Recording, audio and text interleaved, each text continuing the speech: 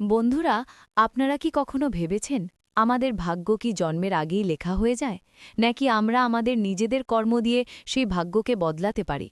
গরুর পুরাণে এমন কিছু গুপ্ত সত্য বলা হয়েছে যা জানলে জীবন সম্পর্কে আপনার দৃষ্টিভঙ্গি সম্পূর্ণ বদলে যাবে। আজ আমরা জানব মানুষের ভাগ্য ঠিক কখন লেখা হয়, আর ভগবান শ্রীকৃষ্ণ নিজে কিভাবে এই রহস্যের উত্তর দিয়েছিলেন। তাই ভিডিওটি একদম শেষ পর্যন্ত মনোযোগ দিয়ে শুনুন, কারণ আজকের এই জ্ঞান আপনার জীবন বদলে দিতে পারে। নমস্কার বন্ধুরা, আপনাদের সবাইকে স্বাগত জানাই।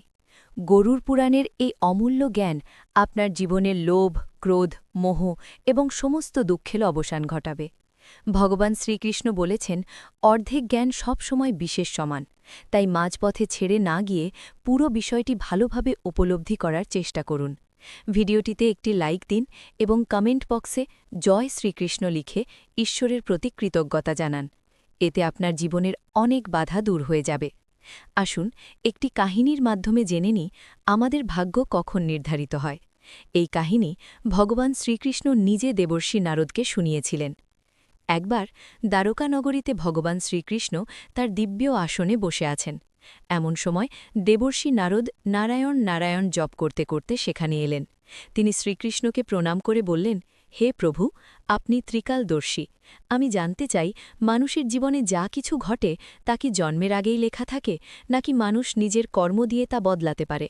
নারদের কথা শুনে ভগবান শ্রীকৃষ্ণ মৃদু হাসলেন। তিনি বললেন, হে নারদ, তোমার এই প্রশ্নটি মানবজাতির জন্য অত্যন্ত গুরুত্বপূর্ণ। আমি তোমাকে একটি কাহিনী শোনাচ্ছি, যা শুধু তোমার এই প্রশ্নের উত্তরই দেবে না, বরং প্রতিটি মানুষের জন্য একটি বিরাট অনুপ্রেরণা হয়ে থাকবে। এরপর শ্রীকৃষ্ণ বলতে শুরু করলেন, প্রাচীনকালে অক্ষয়পুরী নামে এক বিশাল এবং সমৃদ্ধ রাজ্য ছিল। সেই রাজ্যের রাজা ছিলেন রত্নধর। তিনি ছিলেন অত্যন্ত ধার্মিক এবং ন্যায়পরায়ণ। কিন্তু তার মনে একটি বড় দুঃখ ছিল। তার কোনো সন্তান ছিল না। রাজা এবং রানী বছরের পর বছর ধরে ভগবান শিবের কঠোর তপস্যা করলেন। অবশেষে তাদের সাধনায় সন্তুষ্ট হয়ে মহাদেব তাদের একটি সন্তানের বর দিলেন। কিছুকাল পর রানীর কোল আলো করে একটি পুত্র সন্তান জন্ম নিল। কিন্তু কি শিশুটি শারীরিকভাবে বিকলাঙ্গ, তার হাড়গুলো বাঁকা এবং সে নিজের শরীর নাড়াতেও অক্ষম। এই দৃশ্য দেখে রাজা রত্নধরের হৃদয় ভেঙে টুকরো টুকরো হয়ে গেল। তিনি কেঁদে ভগবানকে জিজ্ঞাসা করলেন, হে প্রভু, আমি এত তপস্যা করলাম, শিবের আশীর্বাদ পেলাম, তবু আমার সন্তানের এই পরিণতি কেন? এটি কি আগে থেকেই আমার ভাগ্যে লেখা ছিল? তখন ভগবান শ্রীকৃষ্ণ বললেন, হে রাজা, তোমার সন্তান বিকলাঙ্গ হয়ে জন্মেছে কারণ এটি তার পূর্বজন্মের কর্মফল। অতীত জীবনের কর্মই তার ভাগ্য হিসাবে এই জন্মে প্রতিফলিত হয়েছে। কিন্তু এর মানে এই নয় যে তার ভবিষ্যৎ পুরোপুরি পূর্বনির্ধারিত। জন্ম, মৃত্যু এবং জীবনের উত্থান পতন আগে থেকে ঠিক থাকলেও বর্তমানের কর্ম দিয়ে আমরা আমাদের ভাগ্য পরিবর্তন করতে পারি। তোমার সন্তান যদি সাহস, ধৈর্য এবং পরাক্রমের সাথে এই কঠিন পরীক্ষার সম্মুখীন হয়, তাহলে সে তার ভাগ্য বদলে ফেলতে পারবে। এই কাহিনী শুনিয়ে শ্রীকৃষ্ণ নারদকে বললেন, হে নারদ, ভাগ্য এবং কর্মের মধ্যে এক গভীর সম্পর্ক রয়েছে। আমাদের কর্মই আমাদের ভাগ্যের নির্মাতা। ঈশ্বর ভক্তি, সৎকর্ম এবং সেবার মাধ্যমে মানুষ তার ভাগ্য পরিবর্তন করতে পারে। রাজা রত্নধর ভগবানের এই কথা উপলব্ধি করে নিজের বিকলাঙ্গ পুত্রকে সাহস ও আত্মবিশ্বাসের পাঠ দিলেন।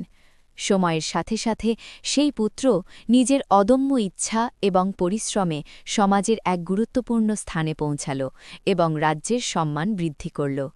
বন্ধুরা, গরুর পুরাণে ভগবান শ্রীকৃষ্ণ মানুষের ভাগ্য পরিবর্তনের জন্য ৩টি প্রধান উপদেশের কথা বলেছেন। প্রথম উপদেশ, নিজের ধর্ম পালন করা। মানুষকে সর্বদা ধর্ম এবং সত্যের পথে চলতে হবে।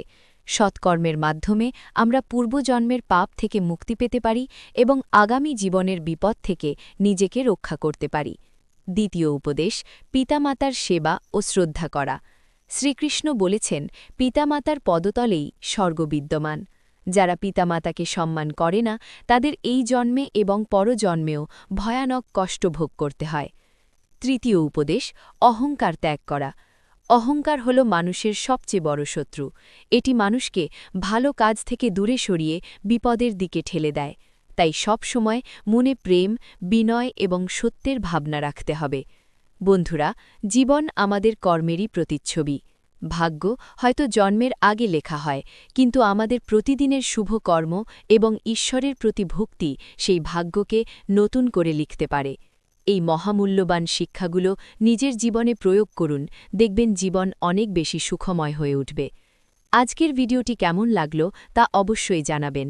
যদি ভালো লেগে থাকে তবে ভিডিওটিতে একটি লাইক দিন, কমেন্টে জয় শ্রীকৃষ্ণ লিখুন এবং আমাদের চ্যানেলটি সাবস্ক্রাইব করুন, যাতে এমন আরও জ্ঞানবর্ধক ভিডিও আপনার কাছে সহজেই পৌঁছে যায়।